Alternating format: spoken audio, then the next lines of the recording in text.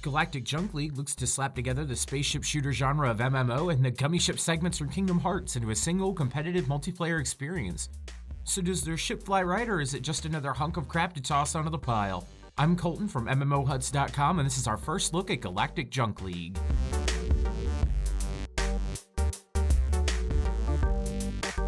Galactic Junk League is a team-based space shooter that puts a massive emphasis on building your own ships out of junk parts and then driving them into arena battles across a number of different maps to earn junk to build bigger and badder ships.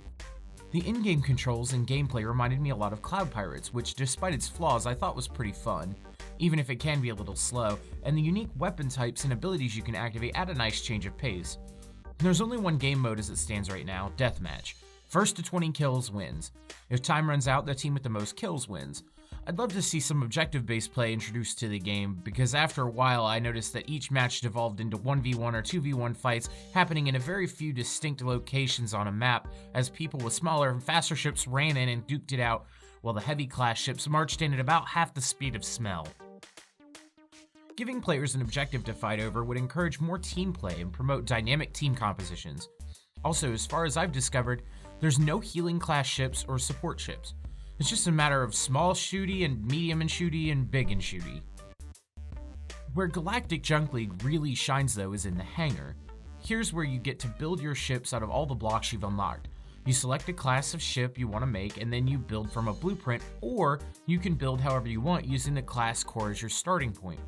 You're then given a CPU cap, which is the number of points you can spend on blocks for your ship, and also an AP cap, which is the number of points you can spend on abilities. These numbers increase as you level up your ship's class.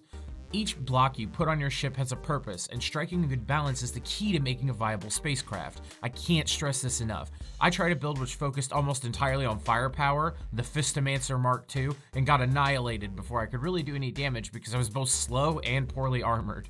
This kind of leads into another issue I had with the game, the learning curve. Learning to build a good ship takes more than slapping some shark fins on a hull and knocking off for a round of drinks. I found myself doing research in forums and on the game's subreddit trying to find some kind of insight on how to make a decent vessel, because there are mechanics that the tutorial doesn't really cover, like the fact that where you place your guns on your ship affects the angles they can shoot at. It seems obvious, but when you're looking at it in the hangar view with no visual indicators of the gun's effective fire range, it can become a bit tricky as your shots get stuffed by an errant hull corner that you didn't expect.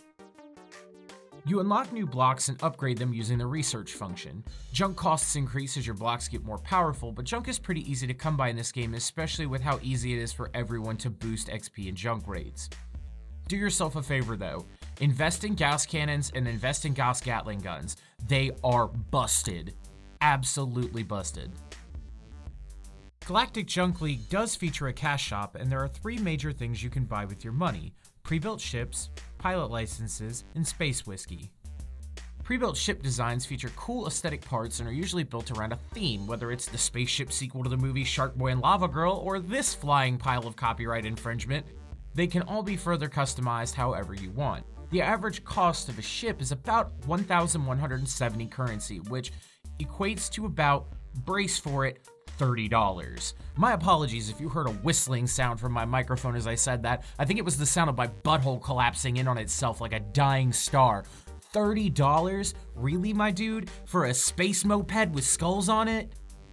Now, there are some ships that can be bought with the in-game currency as well, which is a relief. Although, after having flown the expensive real money ships, which use engines powered by shoveling your money into a furnace, and flying custom-built ones, honestly, there's not a lot of difference in terms of power. The only reason you should ever consider spending money on one of these ships is if you're incredibly lazy and can't be bothered to build one yourself, which is really half the fun of this game, so why even download it? Pilot licenses are your standard boosters like you'd see in just about any arena game. They grant you double XP and junk for a set period of time based on how much you pay. Space Whiskey works a little differently and is a much cooler concept in my opinion. You buy them and you use them in a match lobby before the match begins. It gives you a 50% bonus to XP and junk, and all other players a 25% bonus.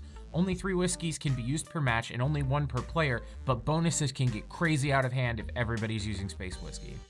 Galactic Junk League is a fun space shooter with a great customization aspect, but once you really get inside of it and invest some time in it, it feels empty and a little lacking. The balance is awkward and in need of adjustment, and the tutorial feels like it's a few blocks shy of a full ship. The groundwork laid for the game is really fun, however, and if you like space shooters and building games, you really need to get in on this. All in all, I give Galactic Junk League a baby's first dreadnought out of 10. Well, that's all for today. Let us know what you think of Galactic Junk League down in the comments below. Make sure you subscribe and keep it locked on MMOHuts.com for all the latest gaming news and reviews.